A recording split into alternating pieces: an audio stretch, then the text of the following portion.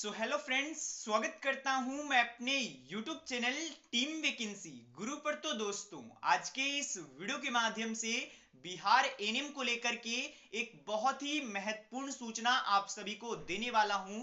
अब ऐसे नहीं मिलेगी नौकरी। बिहार स्वास्थ्य विभाग के माध्यम से एक बड़ा नोटिस निकल कर आ चुका है, जो कि इस वीडियो के माध्यम से मैं क्लियर करने वाला हूं। तो जो भी हमारी एनएम बहने हैं, चाहे आप बीटीएससी एनएम 10,700 में आवेदन किए हैं, सभी इस वीडियो को जरूर देखिएगा। अब चलते हैं हमारे ऑफिशियली नोटिस पर दोस्तों।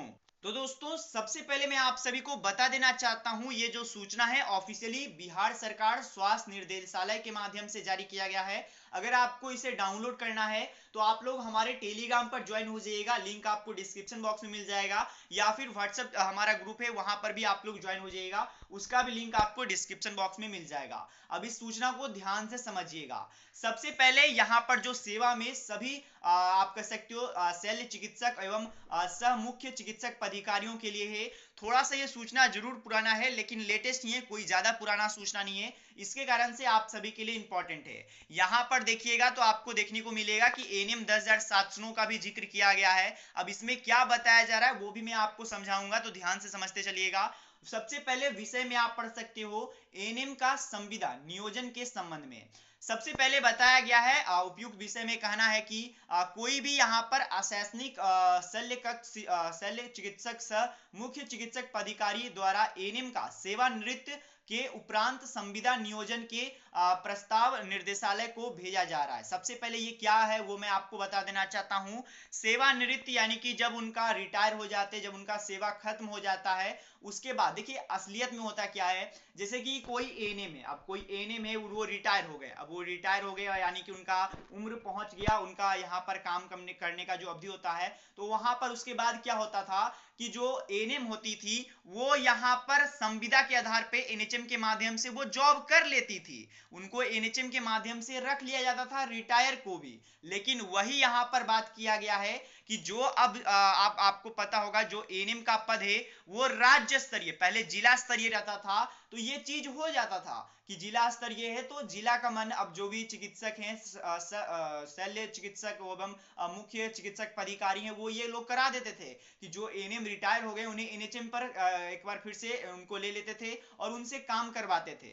लेकिन अब ये स्थिति नहीं रही है, क्योंकि अब जिला स्तरीय नहीं रहा है, अब जो एनएम का सीट है वो राज्य स्तरीय हो चुका है। तो वही बात किया गया है, जिला संविदा संयोजित किया जाता था, अब एनएम का पद है वो राज्य स्तरीय हो चुका है। इसमें एनएम के संविदा नियोजन हेतु सम्मान्य प्रशासन के अधीन गठित समिति का यहाँ पर अनुशंसा प्राप्त किया जाना है, किया जाना है।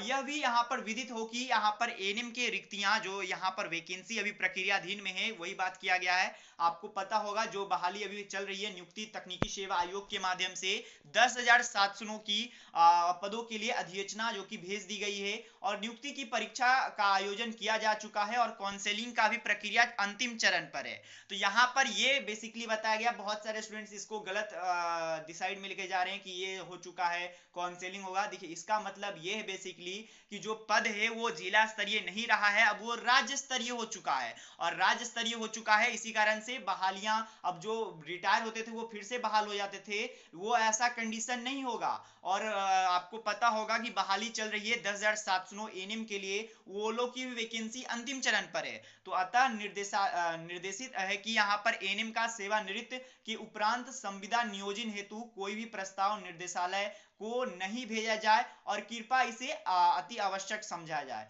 यानी कि यही बोला जा रहा है कि फिर से कोई प्रस्ताव नहीं भेजा जाए कि इन एनएम को यहाँ पर एनएचएम पे कार्यरत कीजिए, ऐसा कुछ यहाँ पर बताया गया है। बेसिकली ये सूचना का अर्थ यही है कि जो सेवानिवृत्त एनएम हो रही थी उनको संविदा पर नियोजित कर दिया जाता था, पर वो अब नहीं किया जाएगा क्योंकि राज्य स्तरीय पद हो चुका है। इसके रिगार्डिंग में ये अपडेट है। बाकी एनएम 10,700 के रिगार्डिंग में अभी मैं आपको लेटेस्ट अपडेट बता देना चाहता हूं।